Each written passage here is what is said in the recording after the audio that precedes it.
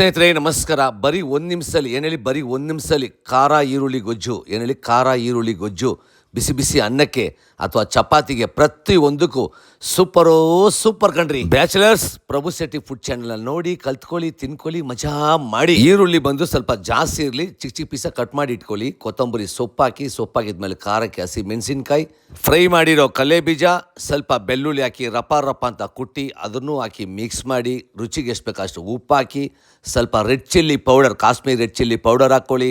ಅದೇ ಥರ ಸ್ವಲ್ಪ ಧನಿಯಾ ಪುಡಿ, ಸ್ವಲ್ಪ ಅರಿಶಿನ, ಸ್ವಲ್ಪ ಗರಂ ಮಸಾಲ ಅಷ್ಟು ಹಾಕಿದ್ಮೇಲೆ ಸ್ವಲ್ಪ ಬಿಳಿ ಎಳ್ಳು ರಪ್ಪ ಅಂತ ಮಿಕ್ಸ್ ಮಾಡಿ ಬಿಸಿ ಬಿಸಿ ಕಾಯುವ ಬಾಣಲಿಯಲ್ಲಿ 4 ಸ್ಪೂನ್ ಎಣ್ಣೆ, ಸ್ವಲ್ಪ ಸಾಸಿವೆ, ಸ್ವಲ್ಪ ಕರಿಬೇವು ಅಷ್ಟು ಹಾಕಿ ಮಿಕ್ಸ್ ಮಾಡಿ, ಸ್ವಲ್ಪ ನಿಂಬೆಹಣ್ಣು ರಸ ಬಿಟ್ಟು ರಪ್ಪ ಅಂತ ಮಿಕ್ಸ್ ಮಾಡಿ ಬಿಸಿ ಬಿಸಿ ಅನ್ನ ಚಪಾತಿ ತಿಂದರೆ ಸ್ವರ್ಗ ಕಣ್ರಿ, ಸ್ವರ್ಗ. ಸ್ವಲ್ಪ ಮೊಸರುಗೂ ಈರುಳ್ಳಿ ಗೊಜ್ಜಿನ ಹಾಕಿ ಮಿಕ್ಸ್ ಮಾಡ್ಕೋಬೋದು. ಸ್ಟವ್ ಮುಂದೆ ನಿಂತಿರುವಾಗ ಲವ್ವಿಂದ ಕುಕ್ ಮಾಡಿ ಸುಮಾರಾಗಿರೋ ಅಡಿಗೆ ಸೂಪರ್ ಆಗಿರುತ್ತೆ. ತಿನ್ಕೊಳ್ಳಿ, ಮಜಾ ಮಾಡ್ಕೊಳ್ಳಿ ಸ್ನೇಹಿತರೆ.